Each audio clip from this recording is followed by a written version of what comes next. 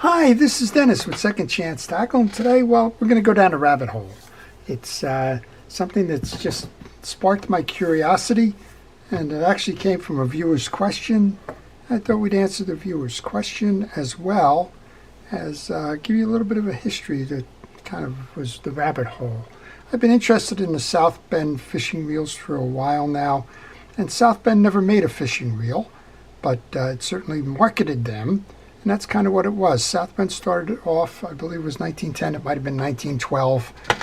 South Bend Bait Company. They made split bamboo fishing rods, and then of course they made a lot of tackle, lures and the like. But it was becoming apparent to them that the whole thing about the fishing rods was that they were sending their customers to competitors to buy reels. And so they struck an agreement early on with Shakespeare to start manufacturing fishing reels for them so that the customer could one-stop shop for their rods. If you look on this reel, this is a Model 450A. It was made, I think, in 1936 or 37. That oval logo there looks very much like the Shakespeare logo. Well, when they approached Shakespeare, they were looking for some kind of unique feature that they could market beyond just the reel itself. They didn't want just a trade reel. They wanted something that was different. And here's the different. It's an anti-backlash device. Now, that backlash device was actually patented by the Anti-Backlash Fishing Company, but that never had success catching on, except that it caught the attention of Shakespeare, of South Bend's engineers, and they went and bought the patent out. There was 2 patents on it. One of them they bought out, one they had to give royalties on. But at any rate, it differentiated the reel. The question that came in to me was, how do you line it? Right? So, interestingly enough, the line comes over the top. Comes over the top of the bar. Goes through the line guide, over the top of the one bar and under the other. And you can see by this that you've got a gate that's going to move up and down that's spring loaded. And when it goes up and down, the action is it senses the spool slowing, and the gate will come down. While you're throwing it hard and it's running out, the gate will be up.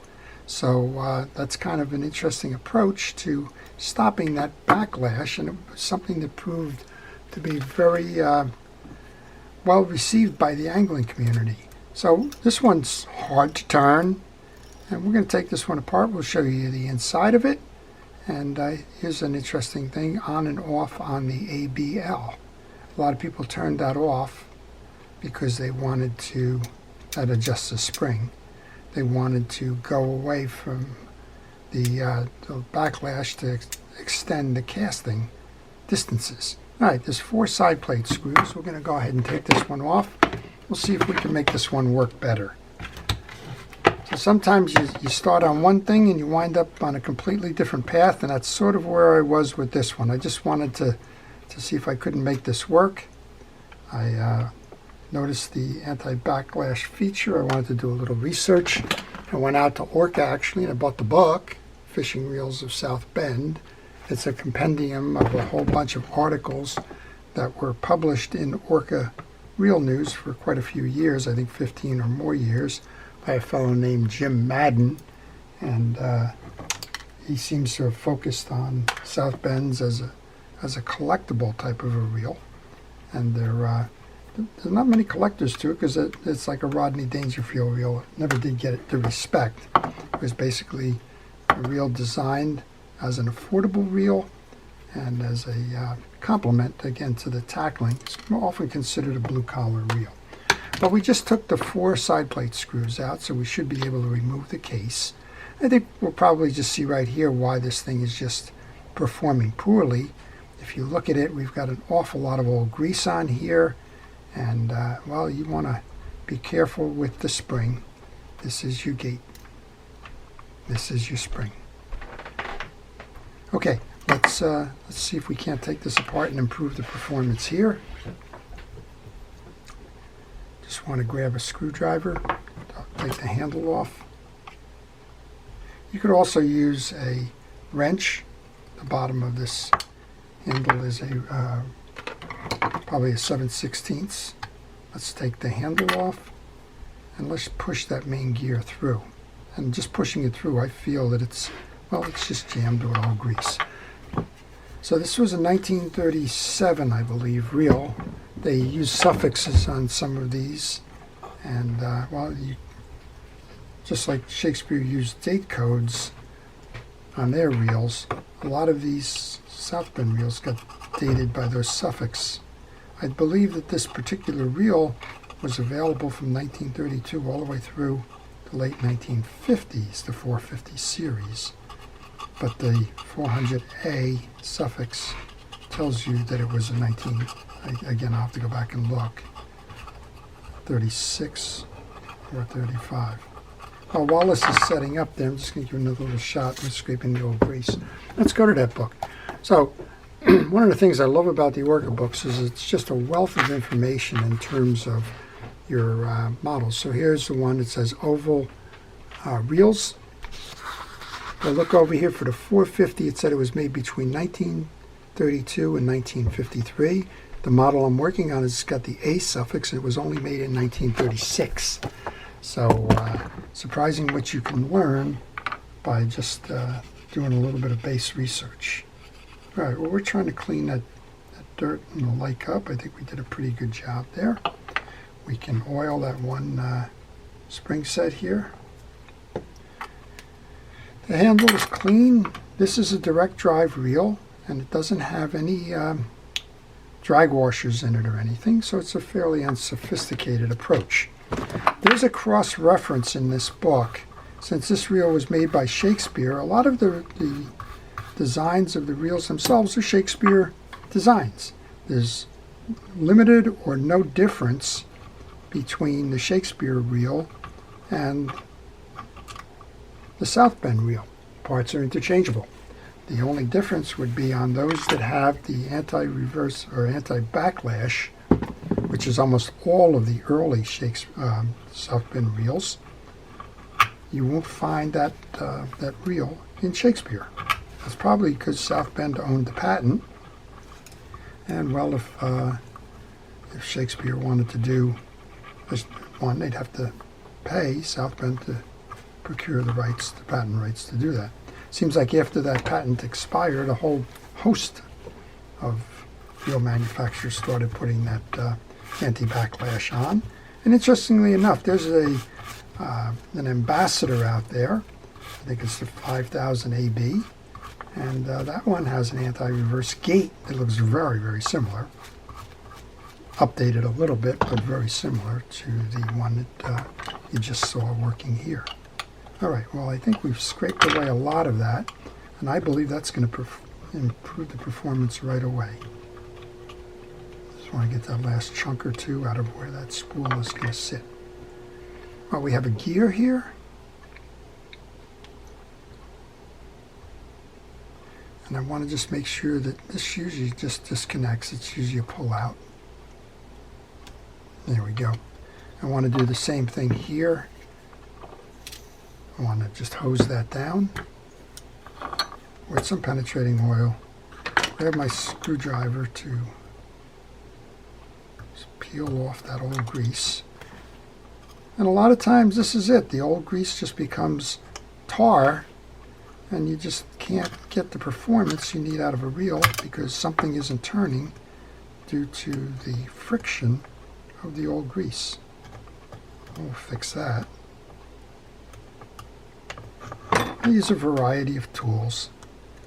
And while I'm doing this, if you have an interest in this type of video, as well as how to repair new reels, old reels, casting reels, spinning reels, trolling reels, you name it, the channel tries to show you and teach you how to do it yourself. So if you like that kind of thing, I would encourage you to subscribe to my channel. And if you do subscribe to my channel, please use the notification button. That'll let you know when I'm posting the videos, and you'll be able to see if that's something that you would like to watch or not. All right, well, we've removed the majority of the greases. We'll take the spool out from the other side, but we've got this side done here. One more quick wipe off of this. We're going to re-lube and reset. So we're going to first reset the drive for the worm gear.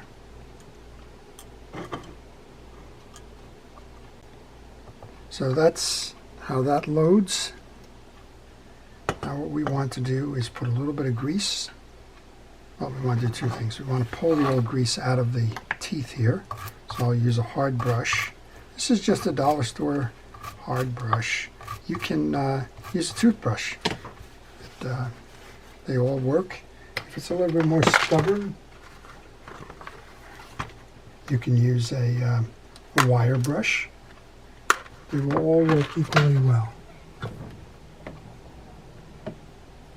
Let's go ahead and put that back in.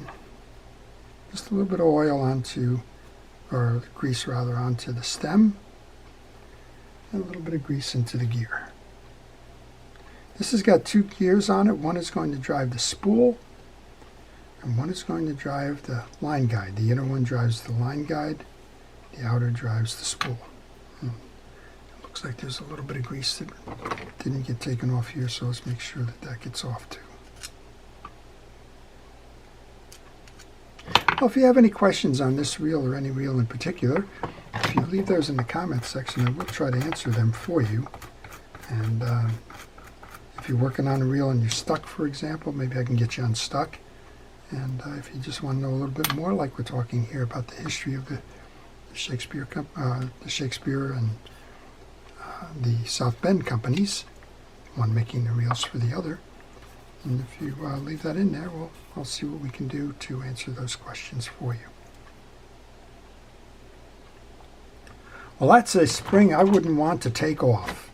That's a very interesting spring there, which kind of leads me to, if you are working on a reel like this, take pictures, because if something goes wrong, you will have a reference point in your pictures. A little bit of grease onto the spool shaft, a little bit of grease onto the worm drive. We're gonna cover this one back up. Go ahead and align your plate.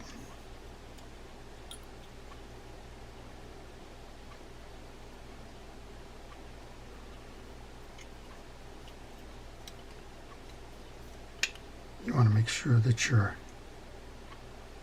spool gear turns and that you're able to pull all of this in.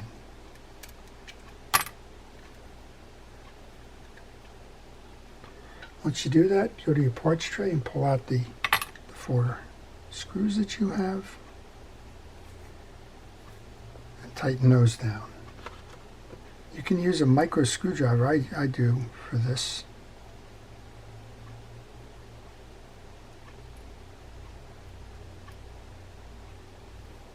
I like to start them by hand, particularly the older ones. If you're not paying attention and you over tighten, you can snap something or you can cross thread something. So I always try to do as much of that starting stuff by hand. You only get one chance on the old reels. You're not going to find replacements.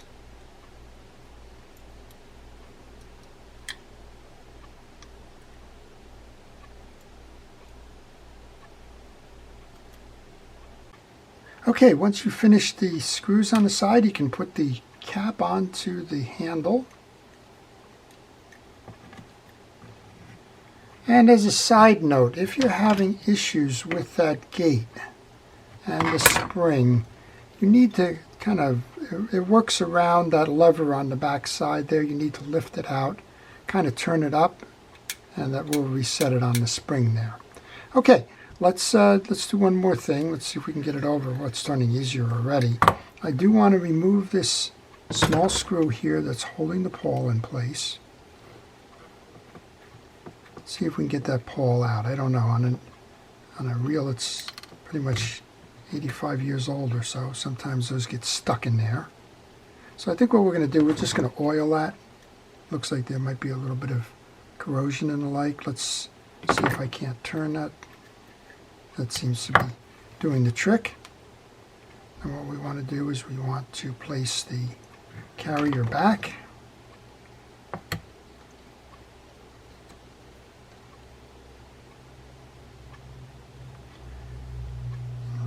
And my bane of my existence, these small screws. See if we can't put that back together. And we'll give it a final test, see how we did. So Sounth Bend is a very interesting company. I can't wait to read a couple of more chapters into that book. But for now, we've learned that it started out as a bait company in South Bend, Indiana. Went across the border to Kalamazoo to work a deal with the Shakespeare Company to make the reels. And until they were sold to Gladding in the 1960s and changed their focus from bait casting reels to spinning reels, well, they had a pretty successful run, including this reel. All right, let's give it a try, see how we did. Well, look at that. What a difference. This one spins smooth and easily, and for an 85-year-old reel, wow, what can I say? 1936, date of manufacture. Put a little bit of oil into these handles. Both of those handle knobs turn free and easy. And again, to remember, you want to come through your line guide, over the bar, under the bar, and that's how you will utilize that anti-reverse backlash. Again, this is a direct drive reel. It will pedal backwards. You provide the drag for these. And, well, we've all learned something today. The number 450A level winding anti-backlash casting reel from South Bend Quality Tackle Bait Company, SBBC, South Bend Bait Company. Okay, so I hope you've enjoyed that. To our first responders and essential personnel, thank you for everything it is that you do to keep us safe. To everyone, please stay safe, stay well, stay curious. I mean, look at the rabbit hole we just went down here. And stay watching. This is Dennis with Second Chance Tackle. Have a great day.